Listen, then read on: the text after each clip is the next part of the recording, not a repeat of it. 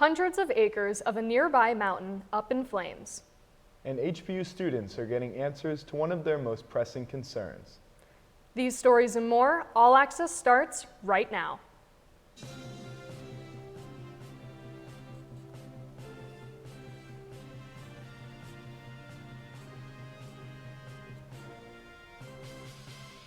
Good evening and welcome to this week's edition of HPU All Access. I'm Reese Allen. And I'm Reese Harnett.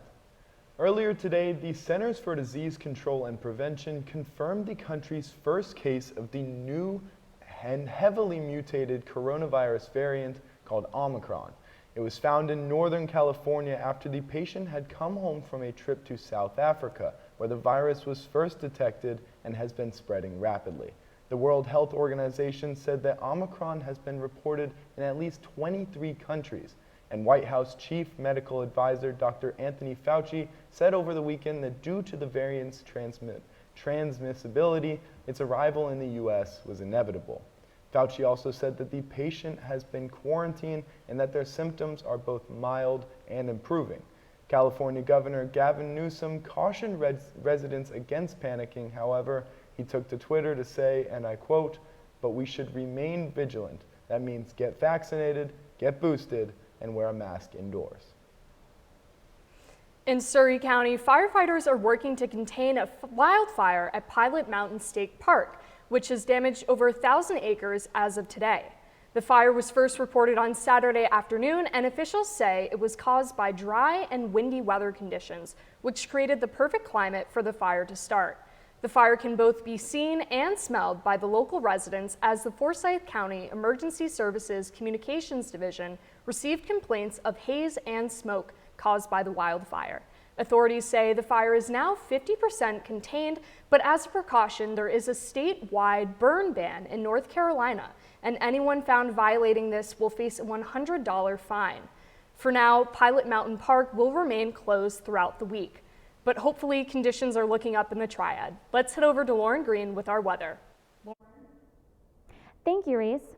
Good evening and happy December. Welcome back to your All Access Weather Edition. I'm Lauren Green. With holidays and winter just around the corner, the temperature is also expected to drop. Taking a look at the forecast, on Thursday, it's going to be slightly cloudy with a high of 69 and a low of 44. And then on Friday, we're going to have a high of 71 and a low of 46. It's also going to be sunny and bright. As we move towards the weekend, it's also going to be partly cloudy with temperatures ranging from the mid and low 40s to the upper 50s and 60s. As we take a look towards next week, though, temperatures are also expected to cool down. On Monday, it's going to be a high of 60 and a low of 31, and it's also going to drop for the remainder of the week, with also a chance of rain on Wednesday. So make sure to not only dress warmly, but bring an umbrella if you plan on going out. That's all for this week's weather report. Back to the desk. Our campus is busy gearing up for the end of the semester and the holiday season, and Campus Update reporter Will O'Brien has more. Will? Thanks guys, I'm Will O'Brien here with your campus updates. HPU student and one of our very own political reporters, Lizbeth Ramirez, is being honored for her exceptional leadership and service by the North Carolina Campus Compact, a statewide organization of colleges and universities committed to community engagement. Ramirez earned the network's Community Impact Student Award, which honors one student leader at each member school. In her role, she listened to the concerns of the people within the community, comforted and educated them on COVID-19, and helped schedule vaccine appointments. Ramirez also recruited other students at HPU to take part in the program as it continues to encourage and educate the community. Congratulations, Lizbeth. HPU will once again welcome families to a complimentary Christmas drive celebration to enjoy the sights and sounds of the holiday season, including 100,000 Christmas lights, 206 nutcrackers, and more. Families, friends, and neighbors are invited to join the tradition at the drive-through event from 5 p.m. to 8 p.m. on Sunday, December 19th through Saturday, January 1st. For more information, visit www.highpoint.edu/Christmas. The Eco Club will be having a general meeting this upcoming Monday in the room 216 of the Cobain School of Communication from 7 to 8 p.m. The Lollipop Effect will be holding one of their bi-weekly meetings in the Wilson School of Commerce from 7 to 8 p.m. And Alpha Delta Theta will be holding their weekly meeting on Tuesday in room 122 of the David Hayworth Hall from 7:45 to 8:45 p.m. That's it for this week's campus updates. Be sure to check the HPU website and the Cork app for upcoming events. Over to you, Wendell. Both our men's and women's basketball team hit the hardwood against some high-performing teams over the holidays. Stay tuned to hear how they stacked up and more about the exciting game in the QC last night. We'll be right back. Welcome to High Point University. On this campus, we are focused on preparing students for the world as it is going to be. Hi, I'm Steve Wozniak, the Woz, and I'm proud to be High Point University's Innovator in Residence. I'm Cent Marshall, CEO of the Dallas Mavericks, and I am proud to be High Point University's Sports Executive in Residence. I'm Mark Randolph, and I'm proud to be the Entrepreneur in Residence at the premier life skills university, High Point University.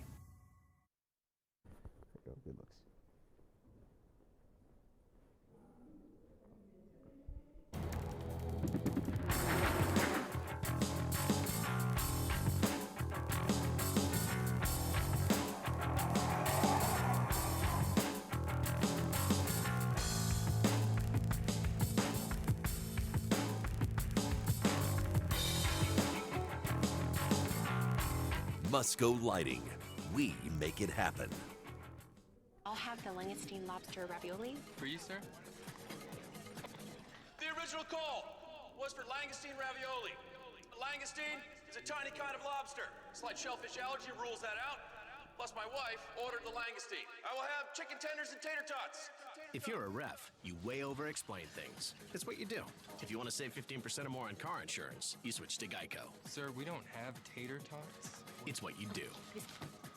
I will have nachos.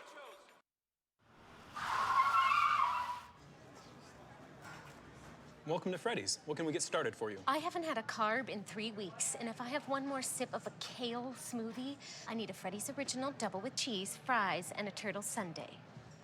Please. Coming right up. If you're gonna be bad, it better be good. Being bad never tasted this good. Bring it on. Freddy's, the experience that puts a smile on your face and the taste that brings you back.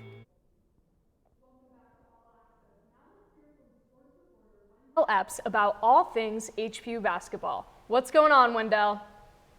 Ladies and gentlemen, I'm Wendell Epps. Turkey Day may be over, but our basketball season is just starting to heat up. Our men's team defeated Chowan this past Saturday by a score of 90-60 as sophomores Jaden House and Alex Holt led the way, scoring 17 points apiece. The Panthers then played against a strong opponent in Furman last night, where they unfortunately fell short by a final score of 74-70 in double overtime.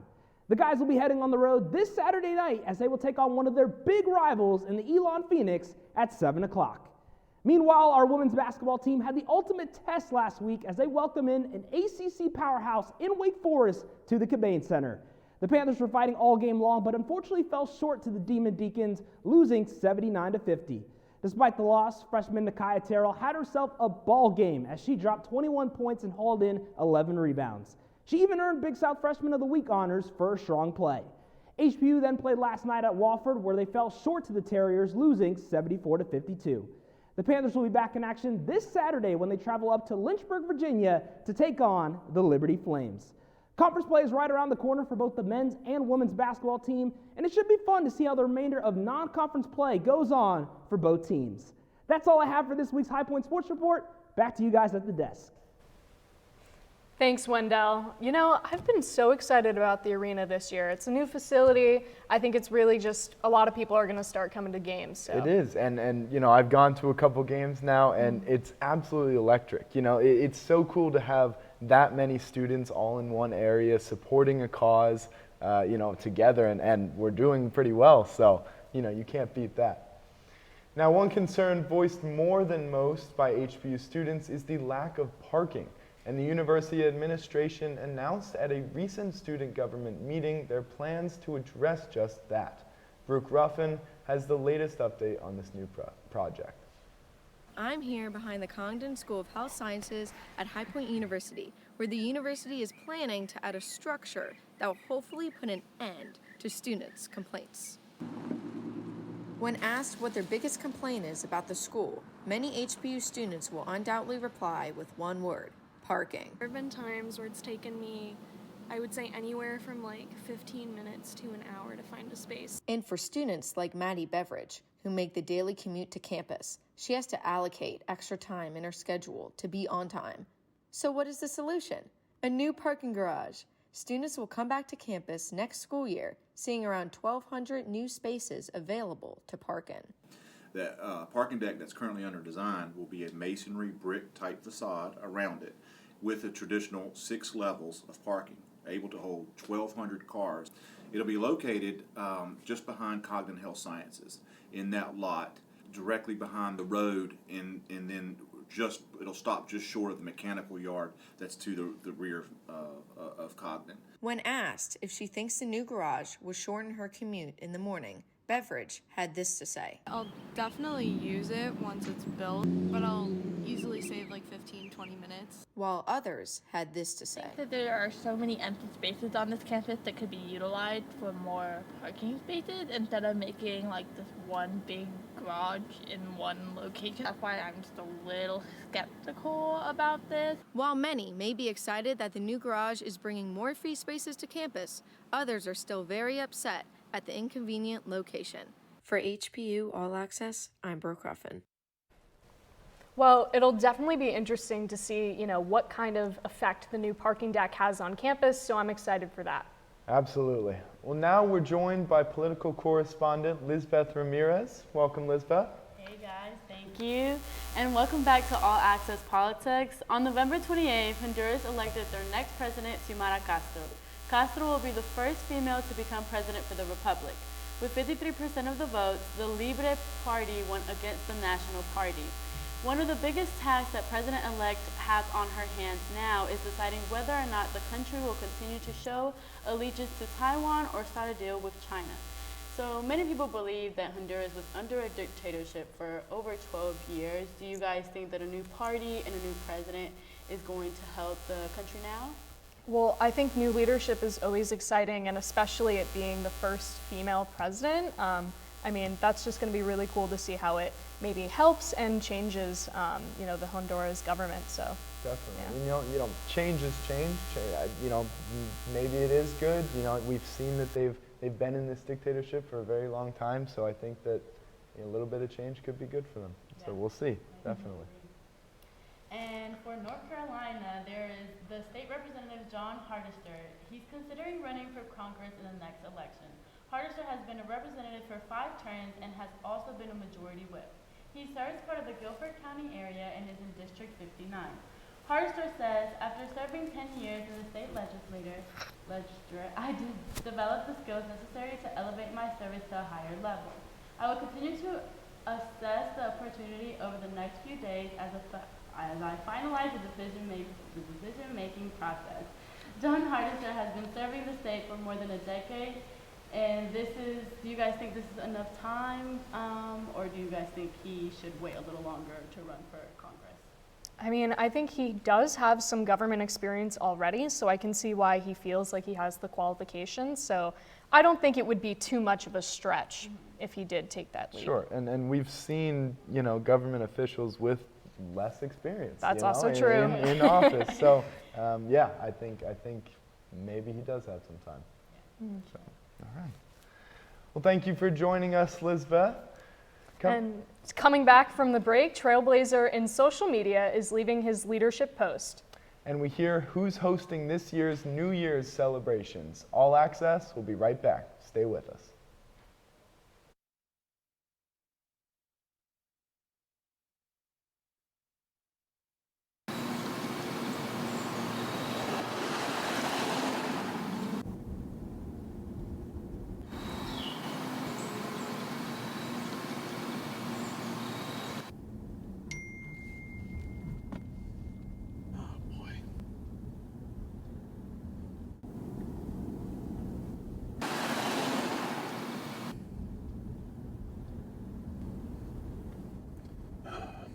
How am I going to pay for this? American Express open. Go. Yes. Nice. Still buffering. What happened? Hey, Joe, you should let your new pals know that according to a leading independent study, the most... Now, let me tell you something. When block sucks, it's time for a little magic. My name is Yankee. My last name is Kendall.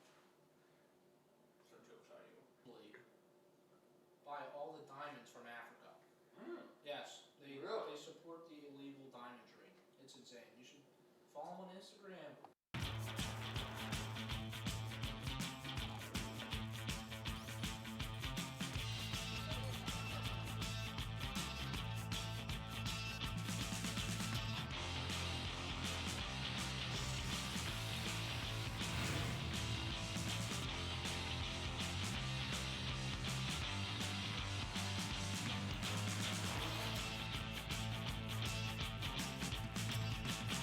Sheets run and done.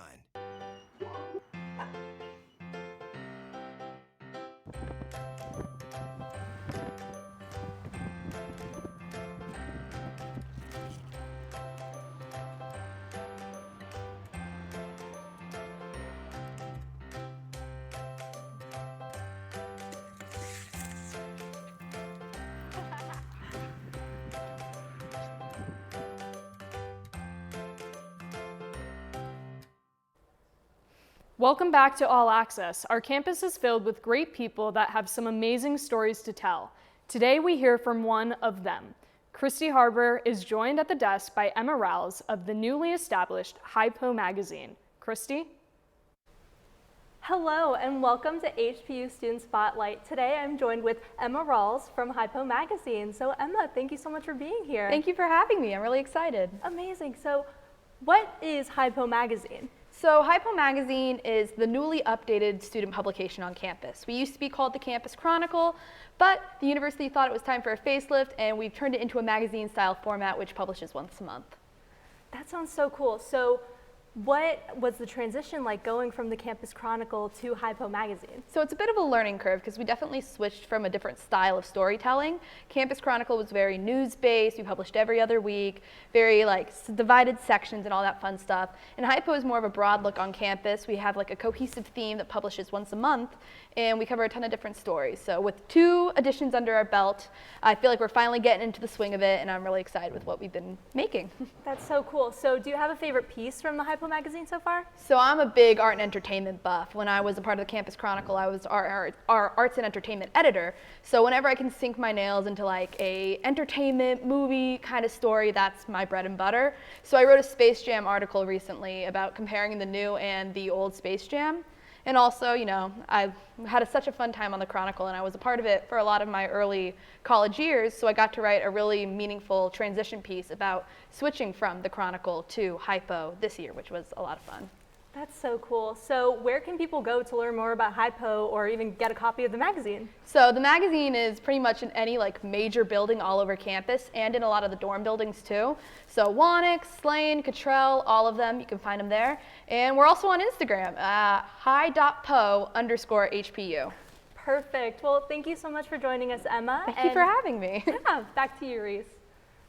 Thanks, Christy and Emma. Now let's head over to entertainment reporter Shreya Rana to hear the inside scoop from Hollywood. Shreya? Hi, I'm Shreya Rana here with your entertainment update.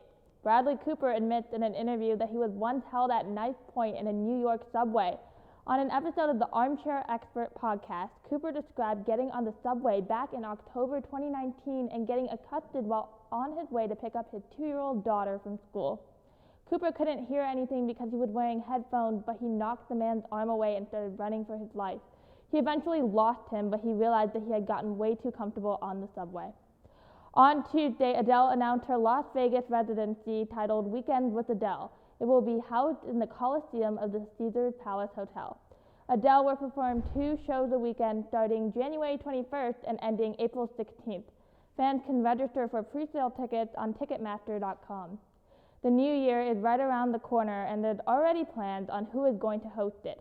Pete Davidson and Miley Cyrus are hosting Miley's New Year's Eve party, which will be shown on NBC. It will be filmed in Miami, Florida, and include a variety of star-studded guests with tons of musical performances. On the ABC network, Ryan Seacrest is hosting the annual Dick Clark New Year's Rocking Eve. Ciara, Billy Porter, and Liza Koshy will be co-hosts. This will be the 50th anniversary show, so it is sure to be bigger and better than ever. Thanks for tuning in for this week's entertainment update. Be sure to stay tuned next week for more stories on your favorite celebrities in Hollywood. Back to you, Reese. After 15 years, Twitter co-founder and CEO Jack Dorsey announced he is stepping down in a tweet posted on Monday.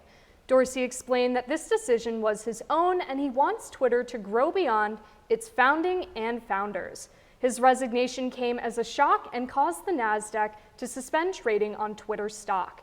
In place of Dorsey, Twitter's chief technology officer will take over for the company. And demand for admission to the latest Spider-Man movie titled No Way Home overloaded ticket sites this Monday. On social media, fans complained that websites such as AMC were backed up. While this delayed them from getting advance tickets to the newest film, which hits theaters on December 17th, the demand is a good sign for theaters that have struggled during the pandemic. The film is set to be the biggest moneymaker of 2021, and it could be the first of the year to open to $100 million domestically. And after months of films slowly returning to theaters, the hope is that a big hit such as No Way Home could build momentum for theaters further into 2022. And that does it for our broadcast this evening. Thanks for watching us. Join us next week, same time, same place, for one of the last shows of the season in 2021. For HPU All Access, I'm Reese Allen. And I'm Reese Harnett. Have a great week, High Point.